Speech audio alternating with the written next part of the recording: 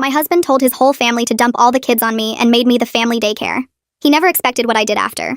I found out about the arrangement at my sister-in-law's birthday party. Derek was in the backyard with his brothers and their wives, and I was inside doing dishes, when Linda pulled me aside with her toddler on her hip.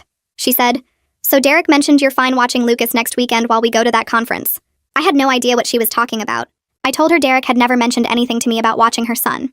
Linda looked confused and then called Derek inside. He came in, wiping his hands on a towel, and smiled like this was no big deal. "Yeah, I told everyone at the family gathering last month that since you're home anyway, you could help out when people need childcare. It saves everyone money and your family." I stared at him. I had never agreed to be the family daycare. I had never said I was available to watch other people's children. I'd never even been asked.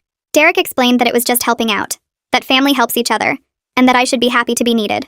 Linda nodded supportively. "He said you were really good with kids and that you wouldn't mind." I asked Derek if we could talk in the other room. Once we were alone, I told him he couldn't make decisions about my time without asking me first. He said I was being selfish, that family was important, that watching a few kids for a few hours wasn't a big deal. I told him it was a very big deal to me, and he needed to call everyone back and tell them the arrangement was off. He said he'd think about it. The first drop-off was the following Saturday. Derek's brother showed up at 8 in the morning with his 2 kids, ages 3 and 5, without warning. He said Derek told him to bring them early. I hadn't even had coffee yet.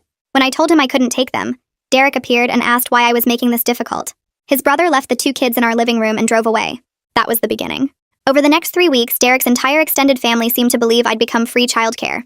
His cousin dropped off her infant twice without a car seat, just handing me the baby and leaving.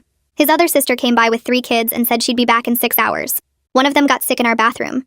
Another one broke a lamp. My own child stopped getting my attention because I was managing 5 other children on a Tuesday afternoon while Derek was at work. I finally told Derek I was done. I said he needed to tell his family immediately that this wasn't happening anymore. He said I was being dramatic. He said people depended on me now. He said real wives helped their husbands' families.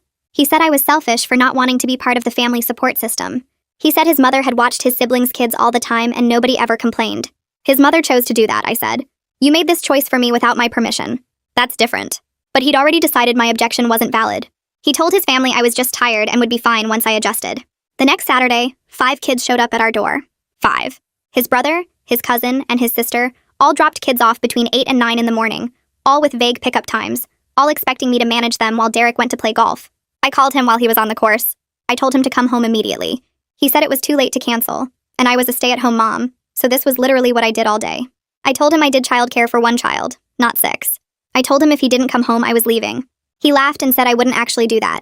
I packed a bag, loaded my own child into the car, and drove to my mother's house. I left all 5 of his relatives' children in our living room, unsupervised. His family started calling within 20 minutes. Derek called from